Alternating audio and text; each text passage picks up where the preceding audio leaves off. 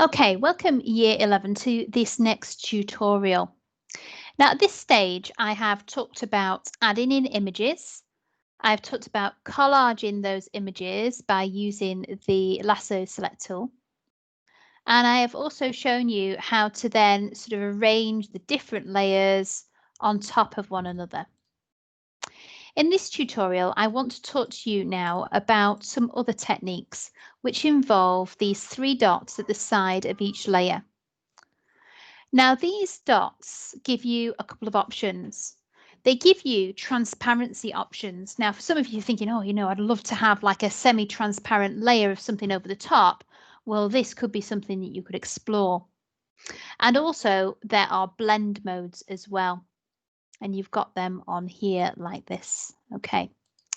So when you're experimenting, first of all, with transparency, that should be straightforward.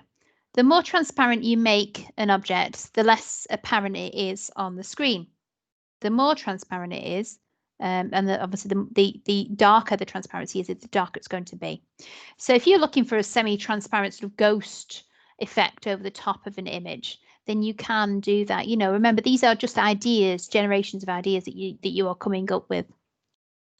I would also like to point out that at this stage in the composition development process, it might be a good idea to start taking clips of what you've done.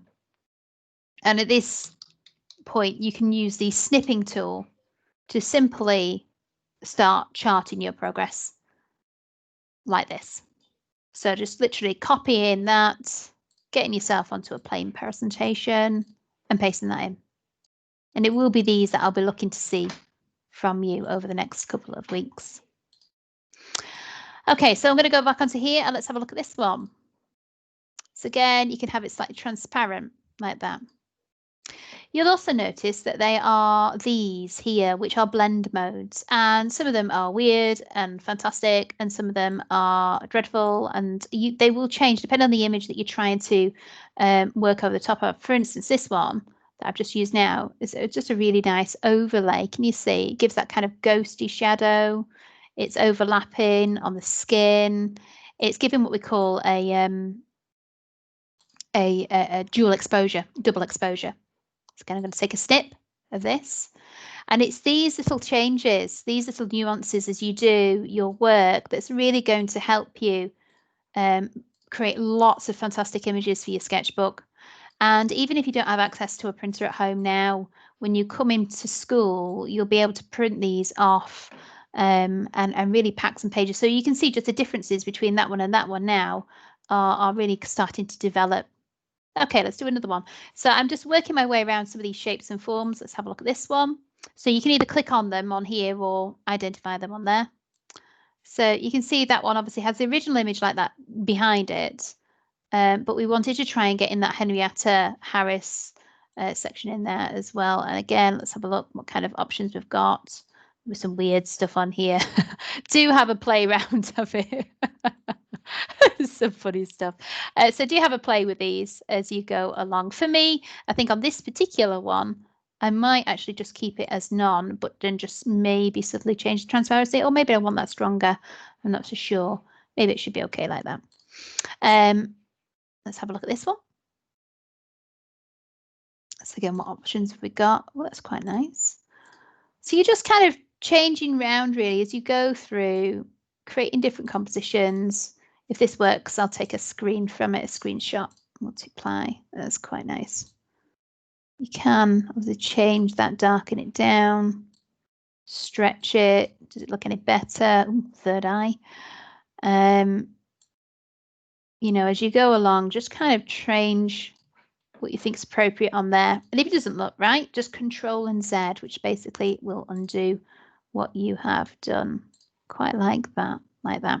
Okay, cool. Let's take another snip. There we go. So just simply work your way through developing your collage. Let's pop another one on there. So now, as you can see, I mean, these are looking great.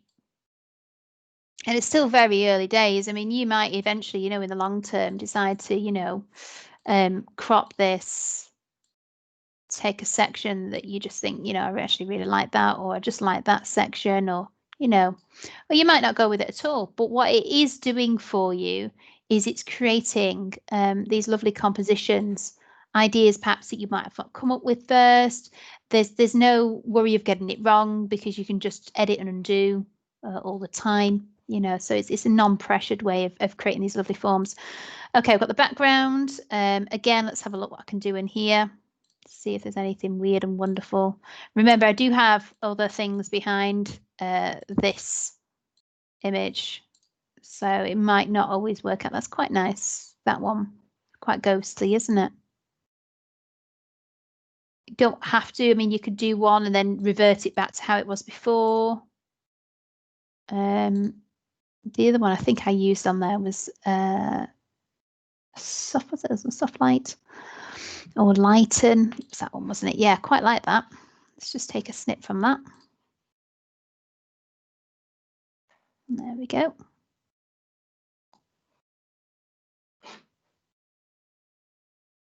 Let's plunk that in. So a really nice set of compositions that I'm kind of creating here, just from creating a simple collage piece. Maybe I'll plop that in there. Different ideas. Again, go back on here. What else can I do? I can now, once I've obviously had a little bit of a play around with that, I might go back to this original one, maybe this one. Oh, I might move that up. You can move these up and down now, depending on how the layer works. You might find a suitable position for that. I'm quite happy where it was before. And then once you've finished your experiments, I'm not sure if I'm really gaining anything from the lips now, actually, to be fair. Let's see if I can drag them up, play around with things. Or do I really want that on there? I quite like that bit there. Might actually get rid of them. So again, I can just delete that layer. Okay. Right, then again, I got to take a snip. And then snip that out like that. Lovely. So I'm going to copy that and I'm going to place that in here. So I've got a range of different ideas over here. I've got a range of different ideas on here that I can look at. And just thoughts and opinions so far. Lovely. So I've got the artist links. The 3 artists are kind of roughly evident in there. And the next tutorial, I'll show you how to flatten these down and then create further edits as you go along.